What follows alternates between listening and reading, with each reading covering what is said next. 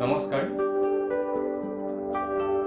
আমাৰ মাজত আজি উপস্থিত আছে অসমৰ বিশিষ্ট চিত্ৰশিল্পী শ্ৰদ্ধাৰ অতুল চন্দ্ৰ বৰুৱা ছাৰ। তেখেতৰ সৈতে আজি তেখেতৰ চিত্ৰ জীৱনৰ বিষয়ে কিছু কথা আমি আলোচনা কৰিম আৰু লগতে তেখেতৰ কিছু সংখ্যক ছবি আপোনালোকক দেখুৱাৰ আমি প্ৰয়াস কৰিম। প্ৰথমে মই শ্ৰদ্ধাৰ বৰুৱা ছাৰক আমাৰ দেউকা ইউটিউব চেনেললৈ স্বাগতম জনাইছোঁ। ছাৰ, আপুনি একদম গাঁৱত থকা সময়ৰ পৰা কলেজৰ সময়ৰ সেই কালছোৱালৈ আপুনি কেনেকৈ কি কৰিলে তাৰ বিষয়ে আমাক বিশেষ জনাব দিছে। মই প্ৰথমতেই দেউকালৈ মই মোৰ শুভেচ্ছা জনালোঁ আৰু মোৰ নিচিনা অভাগনক আহি কিছুমান কথা আন্তৰিকতাই কিছুমান কথা পাতিবলৈ অহাৰ কাৰণে মই ধন্যবাদ জনালোঁ। আৰু মোক যিটো প্ৰশ্ন কৰিছে, আচলতে আমি গাঁৱতে জন্ম হৈছিলোঁ আৰু গাঁৱৰ যিখিনি প্ৰাকৃতিক দৃশ্য আছিলে, প্ৰাকৃতিক যিটো পৰিৱেশ আছিলে, সেই পৰিৱেশত মই ডাঙৰ দীঘল হ'লোঁ। হাইস্কুললৈ জীৱনলৈকে মই ডাঙৰ দীঘল হ'লোঁ আৰু সেইখিনি সময়ত প্ৰকৃতিৰ পৰা যিখিনি আহৰণ কৰিলোঁ, সেই আহৰণখিনি মই সাধাৰণতে দেউতা আৰু মাৰ উৎসাহত মই মোৰ প্ৰতিভা অজানিতে মোৰ কিছুমান প্ৰতিভা প্ৰকাশ পাইছিল বুলি মই এতিয়া গম পাইছোঁ। তেতিয়া মই বুজা নাছিলোঁ যে ছবিও যে এটা শিকিব লগা বিষয় বা তাক সাধনা কৰা বিষয়, সেই সময়ত মই বুজা নাছিলোঁ। স্বতঃস্ফূৰ্তভাৱে কিছুমান কাম কৰিছিলোঁ। যেনে মোৰ দেউতাই এখন ৱাল এখন দিছিলে ঘৰত। সেই ৱালখনত মই নিজৰ মানে যি আৱেগ অনুভূতি বা যিবিলাক মোৰ শিশুৰ যিবিলাক মনৰ প্ৰতিফলন, সেইবিলাক মই তাত প্ৰকাশ কৰিছিলোঁ। আৰু মই টি গাৰ্ডেনত আছিলোঁ বহুত দিন, গতিকে টি গাৰ্ডেনৰ মানুহবিলাক আহিছিলে, আহি প্ৰত্যেকে মোক উৎসাহ দিছিলে, বহুত উৎসাহ দিছিলে। আৰু তাৰ ওপৰৰ কথা হ'ল, আমি যিখন স্কুলত আছিলোঁ, মই ৰহমৰীয়া হাইস্কুলত পঢ়িছিলোঁ, খুব ভিতৰুৱা ঠাই। মই ঘৰৰ পৰা মোৰ দেউতাই টি গাৰ্ডেনত আছিলে, গতিকে তাৰ পৰা মই 7 মাইল, তেতিয়া দিনত 7 মাইল খোজকাঢ়ি গৈছিলোঁ। ক্লাছ 9লৈকে 7 মাইল 14 মাইল অহা যোৱা কৰি স্কুললৈ গৈছিলোঁ। আৰু ক্লাছ 9তে মই হাফ পেণ্ট পিন্ধিবলৈ পাইছিলোঁ। মানে আচৰিত কথা, লং পেণ্ট পিন্ধিব পাইছিলোঁ। হাফ পেণ্ট পিন্ধিয়ে গ'লোঁ, এআঁঠু বোকাত সেই জীৱনটো পাৰ কৰিলোঁ। কিন্তু মই ভাবি অভিভূত হওঁ, যিবিলাক শিক্ষক আছে তেওঁলোকে মোক ইমান উৎসাহ দিছিলে। কলেজৰ স্কুলৰ যিবিলাক বছৰেকীয়া এটা স্কুল সপ্তাহ হয়, তাত মই প্ৰতিবাৰেই ক্লাছ 6ৰ পৰা মোক সেই গেটৰ যিখন তোৰণৰ ছবিবিলাক আঁকিব দিছিলে আৰু সেইবিলাক মই আঁকিছিলোঁ প্ৰতিবাৰেই। মই জানো যে এইখিনি কাম কৰিব লাগে আৰু কিবা কিবি কম্পিটিশ্যন হ'লে সেইবিলাক কৰিছিলোঁ। আৰু এটা ডাঙৰ মই খুব বেছি উৎসাহ পাইছিলোঁ, সেইখিনি কাষৰে পাঁজৰে যিমানখিনি আছিলে সেইটো অঞ্চলত, সেই অঞ্চলত মানে মোক বিয়াবিলাক যেতিয়া হয়, তেতিয়া গেটৰ কামখিনি মোকে দিয়ে। সেইখিনি মানে মই খুব জানো আৰু মানে এনেকুৱা অভিভূত হৈ গৈছিলোঁ। তাৰপিছত আৰু বিহু সন্মিলনৰ যিবিলাক ছবি, নাচি থকা কিবা কৰা, এইবিলাক মই কৰিছিলোঁ। কৰি এটা সময়ত যেতিয়া মই আচলতে মই শিল্পী হ'ম বুলি কিন্তু মই ভবা নাছিলোঁ যে শিল্পী যে একাডেমিক কোৰ্চ এটা আছে, কিবা পঢ়িব লাগে তাত। সেইটো কিন্তু আমি সাধাৰণতে তেতিয়া মইতো নালাগে, সেই সময়ত বহুত ভাল ভাল শিক্ষকসকলেও মানে পণ্ডিতসকলেও জনা নাছিলে। সেই সময়ত ইমান পিছপৰা আছিলোঁ আমি। তাৰপিছত মই যেতিয়া দেউতাই ক'লে যে তুমি কমাৰ্চ কলেজত পঢ়া, গতিকে ভাল চাকৰি কৰিব লাগে, কেৰাণী হ'ব লাগে, কিবা হ'ব লাগে। মই কমাৰ্চ কলেজত পঢ়িলোঁ। পঢ়াৰ পিছত মই সাধাৰণতে কমাৰ্চ কলেজত পঢ়াৰ পিছত মই পুলিচৰ চাকৰিও পাইছিলোঁ। কিন্তু দেউতাই ক'লে যে নালাগে পুলিচৰ চাকৰি কৰিব, এইটো বহুত ইম্প্ৰেশ্যনটো বেয়া, দেউতাই ক'লে। তাৰপিছত আহি ভাবিলোঁ, মই এটা পেপাৰত এডভাৰটাইজমেণ্ট পাইছিলোঁ যে কলা মহাবিদ্যালয় এখন আছে, তাত এডমিশ্যন ল'ব লাগে। মই আহিলোঁ, ইণ্টাৰভিউ দিলোঁ। কিন্তু মই দেখিছোঁ মোৰ দেউতা মাৰ বাহিৰে সেই সময়ত যিটো পৰিৱেশ আছিলে, সিহঁতি কোনেও মোক উৎসাহ দিয়া নাছিলে। সাধাৰণতে কৈছিলে যে ছবি অঁকানো শিকিব লগা বিষয় নেকি, এইটোতো আমাৰ চাইনবোৰ্ড লিখিব পাৰে, চাইনবোৰ্ড লিখা বহুত দোকান আছে, হেৰি আছে, তাত শিকিলেওতো ছবি অঁকা শিকিব পাৰি, এনেকুৱা ধৰণৰ এটা পৰিৱেশ আছিলে। তথাপি মই তেতিয়া ভাবিলোঁ যে কমাৰ্চ কলেজত পঢ়াৰ পিছত মই ভাবিলোঁ যে নাই, মই কমাৰ্চ কলেজতো মই বহুত পুৰস্কাৰ পাইছিলোঁ, স্কুলতো বহুত পুৰস্কাৰ পাইছিলোঁ। অল আছাম যেতিয়া আৰ্ট কম্পিটিশ্যন হয় তেতিয়াও মই পাইছিলোঁ। তাৰপিছত মই ইয়ালৈ আহিলোঁ। গুৱাহাটীলৈ আহিলোঁ, আহি পঢ়িলোঁ। পঢ়াৰ পিছত মই এটা মেৰিট স্কলাৰশ্বিপ পাইছিলোঁ। 5 বছৰ মই এটা মেৰিট স্কলাৰশ্বিপ পালোঁ অসম চৰকাৰৰ পৰা। সেইধৰণে মোৰ এই যিটো একাডেমিক কেৰিয়াৰ মই সেইধৰণে গঢ় লৈ আহিলোঁ, তাৰো সাধনা কৰি গ'লোঁ।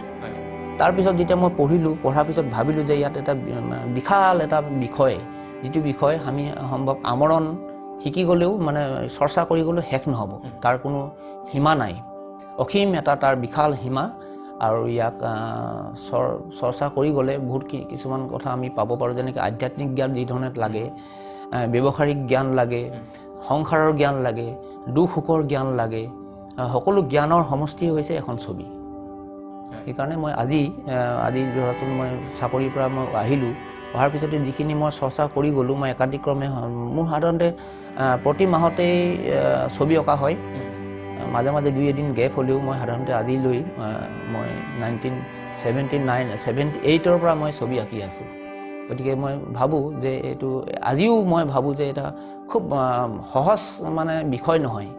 আজিও মই ভাবোঁ যে ছবি অঁকাটো এটা খুব টান বিষয় যেন লাগে কেতিয়াবা। মই যিমানেই তাৰ ভিতৰত সোমাই গৈছোঁ, মই সিমানেই আৰু শিকিব লগা আছে, আৰু আমি বহুত পাব লগা আছে, এইখিনি মই ভাবোঁ। আৰু এটা কথা মই ভাবোঁ যে বহুত শিকিব লগা বিষয় আছে, যেনেকৈ মই কলেজত পঢ়ি থাকোঁতে দেখিছোঁ ফাৰ্ষ্ট ইয়েৰ ছেকেণ্ড ইয়েৰ পৰা যিমানখিনি ল'ৰা দেখোঁ, বা স্কুলত নপঢ়া ল'ৰা ছোৱালীবিলাকো দেখিছোঁ ছবি আঁকে, মই অভিভূত হৈ যাওঁ তেওঁলোকৰ ছবি দেখিলে। মই ভাবোঁ যে তেওঁলোক ইমান ডেভেলপ, আমাৰ দিনত কি আছিল আৰু এতিয়া কি আছিল। টেকনিকেলি বহুত কোৱালিফাইড হৈ গৈছে, টেকনিকেলি ডেভেলপ হৈ গৈছে বহুত কিছুমান, আৰু নতুন মানে চৰ্চা কৰি গৈছে। যে এইটো মই ভাবোঁ যে খুব ভাল দিন বুলি ভাবোঁ। মই ভাবোঁ যে এই সাধনাৰ কৰাৰ ক্ষেত্ৰত বহুতে সীমাহীন সাধনা কৰি গৈছে। এইবিলাক মই ভাবোঁ যে আমি তেওঁলোকৰ পৰা বহুত শিকিব লগা আছে। আচলতে আমি কি কৰিছোঁ সেইটো নাজানো, কিন্তু আমি বহুত শিকিব লগা আছে। গতিকে এইটো মই ভাবোঁ যে ইয়াত এটা ডাঙৰ বিষয়, শিল্পকলাটো চিত্ৰশিল্প বুলি নহয়, সকলো শিল্পকলাৰে মানে মই ভাবোঁ যে তাৰ এণ্ডিং নাই। আৰম্ভণিটো আছে, কিন্তু তাৰ এণ্ডিংটো নাই। ছাৰ, আৰু এটা কথা, অসমত যিহেতু চৰকাৰীভাৱে এখন চিত্ৰকলা মহাবিদ্যালয় আছে, তাৰোপৰি এখন সংগীত মহাবিদ্যালয় আছে। যদিও কোকৰাঝাৰত আছে, সেইখন চাগে পূৰ্ণাংগ চৰকাৰী মহাবিদ্যালয় নহয়। এই যিখিনি শিক্ষাৰ্থী 5 বছৰ বা 6 বছৰ মানে পাঠ্যক্ৰম যিটো থাকে, সেইখিনি সাং কৰি হয়তো কোনোবাই মাষ্টাৰ্ছ কৰিব যায় বাহিৰলৈ, কিছুমানে হয়তো যাবলৈ সেইখিনি সুবিধা নাপায়, যিহেতু আমাৰ বেছিভাগ ষ্টুডেণ্ট বা শিক্ষাৰ্থী আৰ্থিকভাৱে টনকিয়াল নহয়।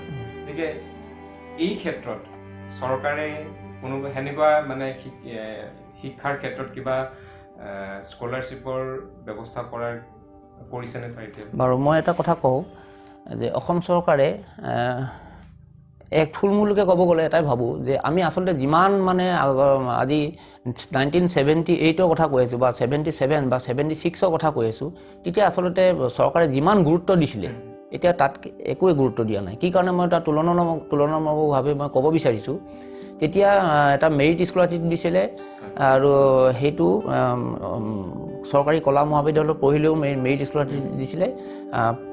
প্ৰতিটো ইয়েৰৰে 3জনকৈ 50 ইয়েৰলৈকে 15জনে পাইছিলে।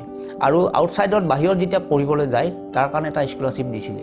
কিন্তু এতিয়া সেই স্কলাৰশ্বিপবিলাক পূৰা টোটেলি আজি কেইবাবছৰ আগতে বন্ধ হৈ গ'ল। আমি চৰকাৰক বহুতবাৰ অনুৰোধ কৰিছিলোঁ, কিন্তু সেইখিনি কোনো নাহিল। আৰু এটা কথা,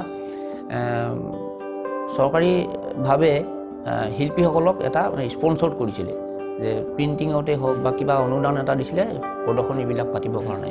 সেইটো এটা 2 নম্বৰ কথা। 3 নম্বৰ কথা হ'ল, চৰকাৰে বহুত আগতেই কেইবাবছৰো মানে শিল্পীবিলাকৰ ছবি কিছুমান কিনিছিল।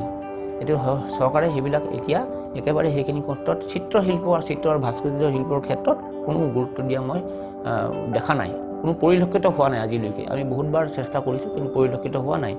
এইকাৰণে মই ভাবোঁ যে আমি আৰ্থিকভাৱে যিখিনি ল'ৰা ছোৱালী পিছ পৰি আছে, বা খুব ইচ্ছা থাকে অথচ ঘৰৰ আৰ্থিক অনাটনৰ কাৰণে তেওঁলোকে যাব নোৱাৰে, এইটো কাৰণে আমি ভাবোঁ যে এইটো এটা ডাঙৰ সমস্যা আমাৰ। কাৰণ 5 বছৰ পঢ়িব ইয়াতে, 5 বছৰ পঢ়ি আকৌ বাহিৰত যাব, যোৱাৰ পিছত বহুত টকা খৰচা হ'ব। তাৰপিছত চাকৰিৰ ক্ষেত্ৰতো আছে। আমি বহুতবাৰ কৈছোঁ যে স্কুলবিলাক যিবিলাক আছে, সংগীত মহাবিদ্যালয় আৰু চিত্ৰকলা মহাবিদ্যালয়ৰ কথা যিবিলাক ছাত্ৰ ছাত্ৰী আছে, তেওঁলোকক যে মকৰল কৰাৰ ব্যৱস্থা কৰিব লাগে, যে কৰ্মসংস্থানৰ এটা ব্যৱস্থা কৰিব লাগে। আমি বহুতবাৰ কৈ আছোঁ যে মাল্টিপাৰ্পজ যিবিলাক স্কুল আছে, হায়াৰ ছেকেণ্ডেৰী স্কুল আছে, ছাবজেক্টবিলাক আছে, কিন্তু তেওঁলোকক এতিয়াও মকৰল কৰা হোৱা নাই। অতি দুখৰ বিষয় যে কি কাৰণে চৰকাৰে এই শিল্পকলাটোক বিষয়টোক ইমান মানে অৱহেলা কৰি আছে, মই ভাবি মানে পাৰ নাপাওঁ। এই বিদ্যালয়বিলাক কিন্তু তাৰপিছত এটা কথা হ'ল ছবি, সংগীত সেইবিলাক আছে তাৰ নহয় আৰু বিষয় আছে এইটো। তাৰপিছত আৰু এটা মই কথা কৈছোঁ যে অলপ কেইদিনমান আগতে Kokrajhar music and fine art কলেজখন চৰকাৰীকৰণ কৰা হ'ল, কিন্তু তাতে বহুত খেলি মেলি হৈ আছে। এইকাৰণে যে তাতে মানে তেওঁলোকে চৰকাৰীকৰণ কৰা হ'লেও তেওঁলোকৰ যিটো 4 years যিটো আছে, 4 years ছেমিষ্টাৰ ছিষ্টেম যিটো আছে, সেইটো মানে বহুত খেলি মেলি, কোনো এটা ডিচিপ্লিন যিটো এটা একাডেমিক ছিষ্টেম, সেই ছিষ্টেমত এতিয়াও যোৱা নাই। তাৰমানে ৰাস্তা য'ত আছে এখন ট্ৰেইনখন য'ত চলিব লাগে, যিটো ট্ৰেকত চলিব লাগে, সেই ট্ৰেকত চলা নাই। ঠিক যেনেকৈ আমাৰ কলা মহাবিদ্যালয়খনো একেই অৱস্থা আৰু মিউজিক কলেজখনো একেই অৱস্থা। গতিকে মই ভাবোঁ যে এইটো আমি শিল্পকলাখিনি বা ফাইন আৰ্ট বুলি ক'লে যিমানখিনি আমি চৌষষ্ঠি কলা আছে, সেইবিলাক যেতিয়ালৈকে ডেভেলপ নহয়, তেতিয়াহ'লে মানুহৰ মানসিকতা কেতিয়াও উন্নত নহয়। আৰু আমি আচলতে সভ্যতা বুলি সভ্য হিচাপে আমি যদি সভ্য জাতি বুলি ক'ব বিচাৰোঁ, তেতিয়াহ'লে কলা সংস্কৃতি নহ'লে আমি কেতিয়াও আজিকালি সেইকাৰণে আমি দেখিছোঁ যে সমাজত অসূয়া অশান্তি এইবিলাক হৈ আছে। সেইটো এটা কথা। আৰু ছাৰ, যদিহে অসমত চিত্ৰকলাৰ মাষ্টাৰ্ছ কৰা ব্যৱস্থা আছে নিশ্চয়, কিন্তু বাকী বিষয়বিলাকৰ আমাৰ অসমত মানে এতিয়ালৈকে ইমান হৈ উঠা নাই। যদিহে আমি সদায় আশাবাদী যে গুৱাহাটী ইউনিভাৰ্চিটিৰ অধীনতে আমাৰ এই দুইখন মহাবিদ্যালয় পৰীক্ষা দি আছে। যদি গুৱাহাটী বিশ্ববিদ্যালয়ৰ অধীনত যদি মাষ্টাৰ্ছ কৰাৰ ব্যৱস্থা হ'লহেঁতেন, তেতিয়া নিশ্চয় শিক্ষাৰ্থীসকল অলপ লাভান্বিত হ'লহেঁতেন। হয়, সেইটো আমি ভাইচ চেঞ্চেলৰ লগত আমি অল আছাম ভিজুৱেল আৰ্টিষ্ট এছ'চিয়েশ্যনৰ ফালৰ পৰা 4-5বাৰকৈ আলোচনা কৰিছোঁ। গভৰ্ণৰৰ লগত আলোচনা কৰিছোঁ। আমাক কথাও দিছিলে যে আমি অতি সোনকালে ফাইন আৰ্টছটো আমি মানে অতি সোনকালে আমাৰ ফেকাল্টি অফ ফাইন আৰ্টছ আমি খুলিম মাষ্টাৰ ডিগ্ৰীটো, কিন্তু আজিলৈকে সেইটো হৈ উঠা নাই। কাৰণ কি কাৰণে হৈ উঠা নাই, আমি দেখিছোঁ আমাৰ অসমৰ ক্ষেত্ৰত আমি দেখিছোঁ, বেলেগৰ কথা নকওঁ, আমি অসমৰ ক্ষেত্ৰত দেখিছোঁ প্ৰতিশ্ৰুতি আৰু কামৰ মাজৰ কোনো মানে সম্পৰ্ক নাই। গতিকে আমি প্ৰতিশ্ৰুতি বহুত বছৰ পাই আহিছোঁ, আৰু মই ভাবোঁ যে আজি বহুত বছৰ আমি যুদ্ধ কৰিছোঁ, এটা দিন নাই, এটা মাহ নাই বা এটা বছৰ নাই যিদিনা আমি এই সংক্ৰান্তত আমি চিন্তা কৰা নাই, চেষ্টা কৰা নাই।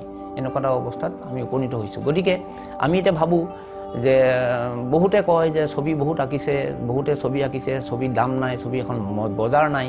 গতিকে শিল্পীবিলাক আৰু যেনেকৈ এতিয়া ধৰক সংগীতৰো এনেকৈ চৰ্চা কৰি আছে, বহুত ল'ৰা ছোৱালী লুইতকণ ৰুদ্ৰ বৰুৱা কলেজৰ পৰা পাছ কৰিছে, সেইধৰণে আমাৰ চৰকাৰী কাৰুকলা মহাবিদ্যালয়ৰ পৰা পাছ কৰি আছে। তেওঁলোকৰ এটা কৰ্মসংস্থানৰ কথা আছে, আৰু আজিকালি কৰ্মসংস্থান নহ'লেও ফ্ৰিলেন্স হিচাপে বহুতে জীয়াই থাকিবলৈ বাধ্য হৈছে। সেইবিলাক বৰ মানে ভাবিলে কেতিয়াবা দুখ লাগে। অথচ আমাৰ কালচাৰেল এফেয়াৰ্ছ বুলি এটা ডিপাৰ্টমেণ্ট আছে, বিয়াগম এটা বিভাগ আছে। অতি দুখনীয় বিষয়। ছাৰ, যদি আমাৰ মনলৈ এটা ভাৱ আহে, যদিহে কালচাৰ এফেয়াৰ্ছৰ আণ্ডাৰত সাংস্কৃতিক সঞ্চালকালয়ৰ অধীনত যদি এই দুখন মহাবিদ্যালয় অন্তৰ্ভুক্ত নহ'লহেঁতেন, শিক্ষা বিভাগৰ অধীনত যদি হ'লহেঁতেন, তেতিয়া চাগে কিছু পৰিৱৰ্তন হ'লহেঁতেন। আমাৰ মনলৈ ভাৱ এটা আহে।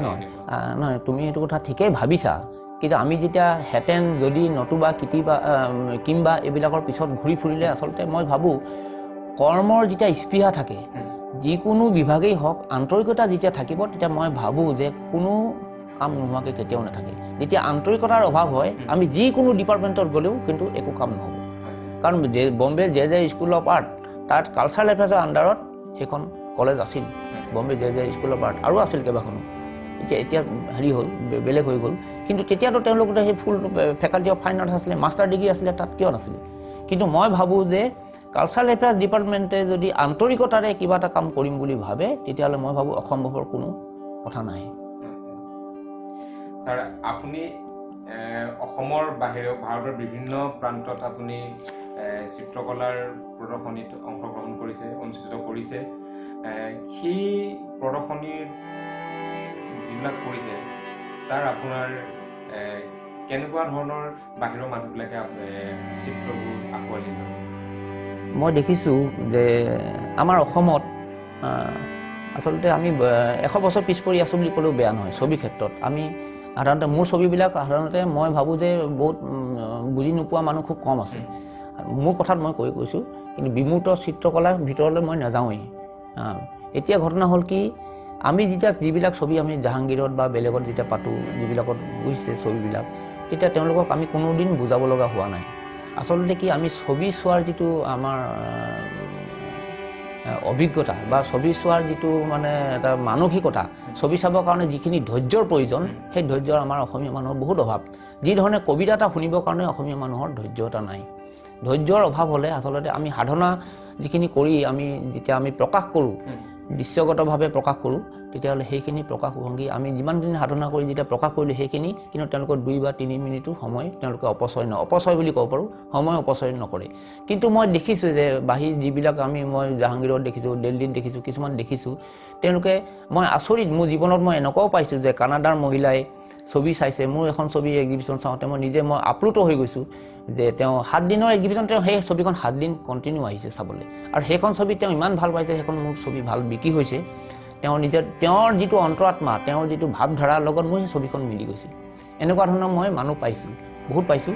সেই ধৰণে দেখা যায় চানাচুৰলাৰ ওপৰত মই কৰিছিলোঁ যে লণ্ডনত আছে ছবি কিছুমান, বাহিৰত যিবিলাক আছে, মই বাহিৰৰ মানুহ যিখিনি, ইজৰাইলৰ এজন মানুহ আহিছে, তেওঁ দেখিছোঁ মই ইজৰাইলৰ, তেওঁ 7 দিন সেই ছবি চাবলৈ আহিছে জাহাংগীৰত, 7 দিন কণ্টিনিউ ছবি চাবলৈ আহি তেওঁ বাৰ্গেনিং কৰি ছবিখন কিনিছে। এনেকুৱা মই বাহিৰৰ মানুহখিনি যিখিনি দেখিছোঁ যে ছবি তেওঁলোকে এটা সম্পত্তি বুলি ভাবে, প্ৰপাৰ্টি বুলি ভাবে, কিন্তু আচলতে 3টা বস্তু আমাৰ আচলতে আমি প্ৰপাৰ্টি বুলি ধৰিব পাৰোঁ। এটা হৈছে ছবি, এটা হৈছে সোণ, আৰু এটা মাটি। এই 3টা বস্তুৰ মূল্য জীৱনত কোনোদিন নকমে। এইখিনি কথা আমি বোধগম্য হোৱা উচিত। যেনেকৈ আমি যদি ইতিহাস চাবলৈ যাওঁ, যিমানবিলাক ৰেনেছাঁ পিৰিয়ডৰ পৰা আৰম্ভ কৰি যিমানবিলাক যিমানবিলাক আমাৰ অসমৰ ইণ্ডিয়াৰ বা অসমৰ যিমানবিলাক শিল্পী আছে, তেওঁলোকৰ ছবি মূল্য কোনোদিন নকমে, তেওঁলোকৰ ছবি বাঢ়ে, ছবি মূল্য বাঢ়ে। সেইকাৰণে মই কৈছোঁ যে আমি যে কওঁ অল্ড ইজ গ'ল্ড বুলি কয়, তাত সেইটো হৈছে আমাৰ ছবি ক্ষেত্ৰত 100% মিলি যায়। কাৰণ সোণৰ যেনেকৈ মূল্যটো নকমে, ঠিক মাটিৰো শূন্যটো নকমে আৰু ছবি নকমে।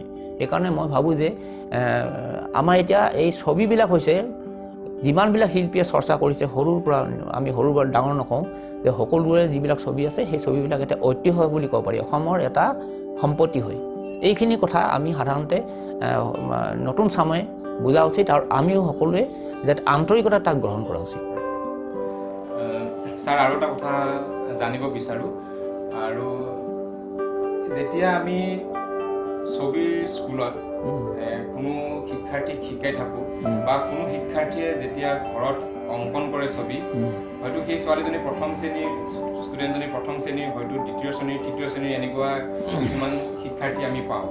তেতিয়া হয়তো আমৰ আকৃতিটো আঁকিলে, আঁকাৰ পিছত কেতিয়াবা লাইনটো অলপ বেকা তেৰা হয়, আৰু হয়তো কালাৰ কৰিলে কেতিয়াবা বাহিৰত ওলাই যায়। তেতিয়া অভিভাৱিকাসকলে বহুত অলপ বেয়াকৈ কয়, যেনে ই ছবি আঁকিব নাজানে, বা ইয়াৰ কাম নাই, এনেকুৱা ধৰণৰ কিছুমান কথা কয়। তাৰ ক্ষেত্ৰত আপুনি কি ক'ব?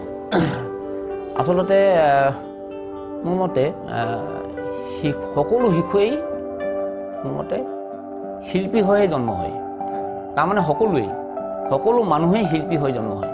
কিন্তু শিল্পী কেতিয়া হয়? শিল্পী আমি যেতিয়া তেওঁলোকক সেই মানসিকতাৰে আমি গঢ় দিম, তেতিয়া শিল্পী হ'ব পাৰে। কিন্তু ঘটনা হ'ল কি, শিল্পী তৈয়াৰ কৰিব নোৱাৰে জীৱনত, শিল্পী কেতিয়াও কোনো পৃথিৱীত শিল্পী কোনেও বনাব নোৱাৰে। এইকাৰণে কৈছোঁ যে মানুহে, প্ৰতিজন গাৰ্জেনে মই দেখিছোঁ যে এইটো আমটো ভালকৈ নাৰাখিলে, এইটো নকৰিলে। আচলতে এই মই যে আগতে কৈছিলোঁ যে স্বতঃস্ফূৰ্তভাৱে তেওঁলোকক নিজৰ প্ৰতিভা বিকাশ কৰিবৰ কাৰণে সুবিধা দিব লাগে। স্বতঃস্ফূৰ্ত এইটোৱে যে এই যে মই লাইন এটা দিলোঁ, ফ'ৰ্চ এটা দিলোঁ, কি কৰিলোঁ, সেই ফ'ৰ্চটোত হৈছে মই হৃদয় ঢালি দিলোঁ। এই সুবিধাটো তেওঁলোকক দিব লাগে। এই যে আমটো যে আমৰ নিচিনাই হ'ব লাগিব, এইটো কোনো কথা নাই। শিশুৰ দৃষ্টিভংগীৰে চাব লাগিব যে তাৰ দৃষ্টিভংগীৰে আমটো কেনেকুৱা হ'ব পাৰে। মোক পৃথিৱীত কোনো গাৰ্জেনে ক'ব নোৱাৰে যে আমৰ শ্বেপটো কেনেকুৱা। পৃথিৱীত বহুত ধৰণৰ আমৰ কোৱালিটি আছে, প্ৰত্যেকৰ শ্বেপ একেই নে মোক ক'ব পাৰিবনে? কেতিয়াও ক'ব নোৱাৰে। চাব, প্ৰতিটো আমৰে এজোপা গছৰ এটা কোৱালিটি গছ আম হ'লেও তাৰে আমবিলাকৰ শ্বেপটো বেলেগ বেলেগ। কিন্তু মই ভাবোঁ যে হুবহু শ্বেপৰ আকাৰটোৱে হৈছে মেইন বস্তু। কি ধৰণে সৃষ্টি কৰিছে বা সৰু শিশুজনে তৈয়াৰ কৰিছে, বনাইছে, আঁকিছে, সেইটো এটা বেলেগ বিষয়। গতিকে তেওঁলোকক স্বাধীনতা দিব লাগে। আৰু লাইনৰ বাহিৰ হৈ যাব পাৰে। এই যে ফ'ৰ্চত এটা বস্তু দিছে, আচলতে সংযত হ'ব পিছত।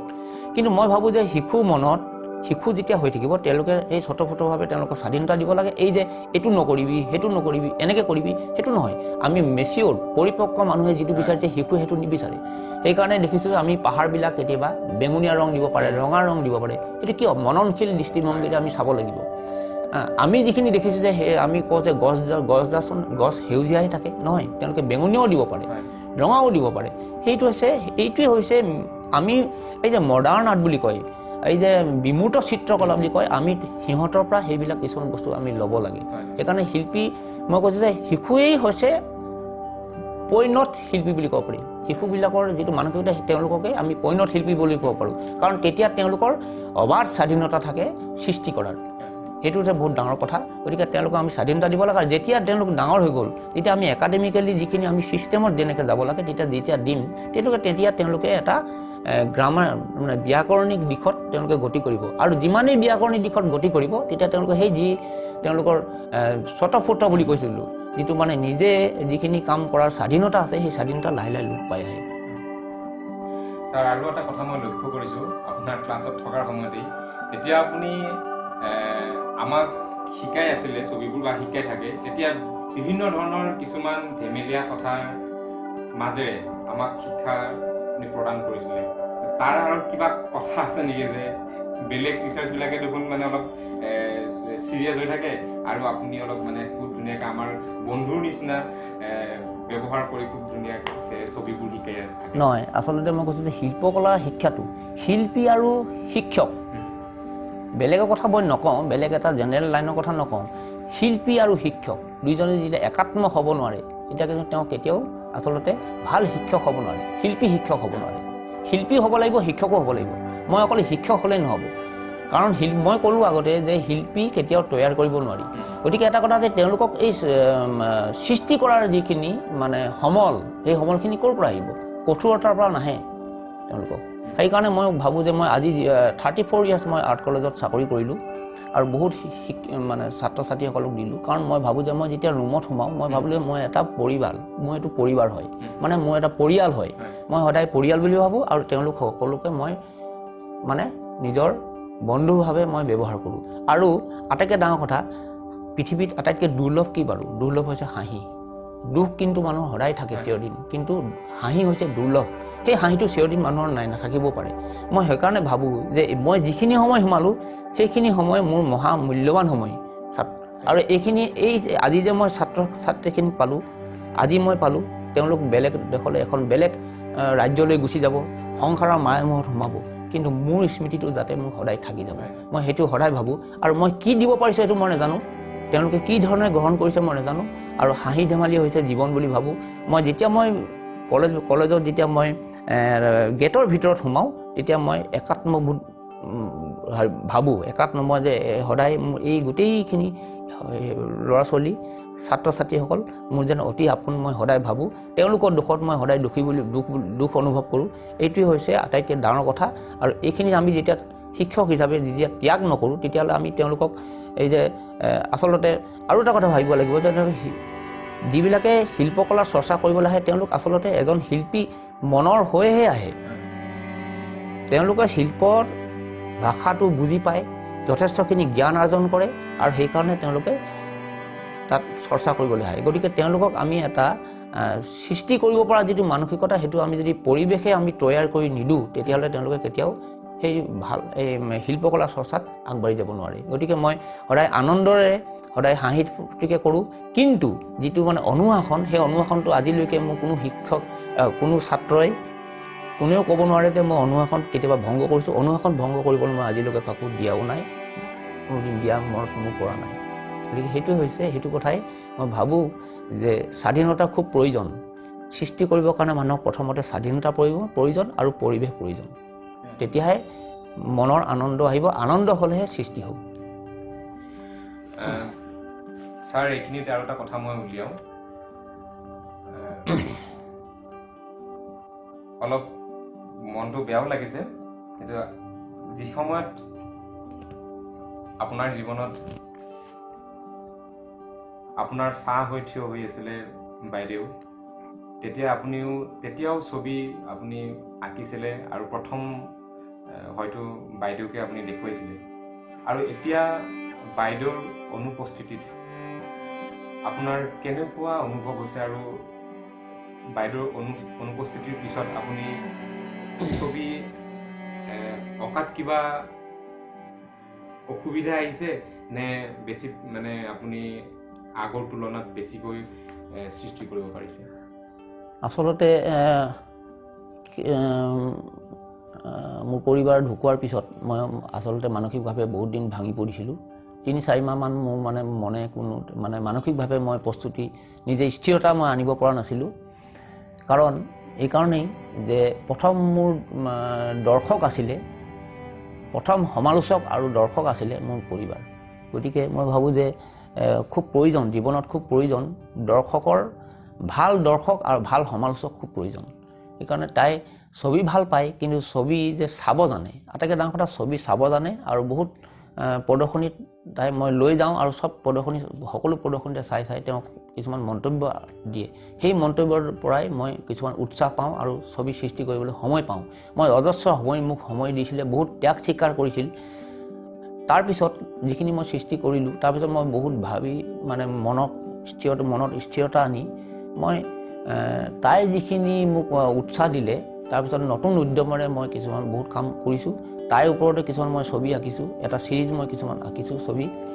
আৰু মই ভাবোঁ যে জীৱন ঘাত প্ৰতিঘাতৰ সমষ্টিয়ে হৈছে মানুহৰ জীৱন।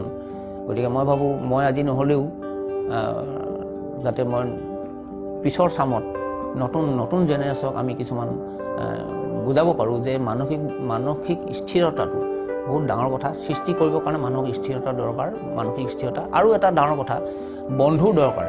বন্ধু মানে মই সেইটো কথা কোৱা নাই যে মোৰ আচলতে ছবি হৈছে মোৰ 1 নম্বৰ বন্ধু। কেইটামান বস্তু মোৰ খুব ভাল বন্ধু হৈছে মই ছবিৰ লগত মই আন্তৰিকতাৰে মই কথা পাতোঁ। উকা কেনভাছখনে মোৰ লগত কথা পাতে, মোৰ ছবিয়ে মোক কথা পাতে। মই আপ্লুত হৈ যাওঁ যে মোৰ লগত কি কথা পাতিছে। আজি বাইদেউ নাই, বাইদেউ নহ'লেও মোৰ ছবিখন আজি মোৰ সন্মুখত আছে, মই ছবিৰ লগত কথা পাতোঁ। গতিকে এইটো হৈছে বহুত ডাঙৰ কথা।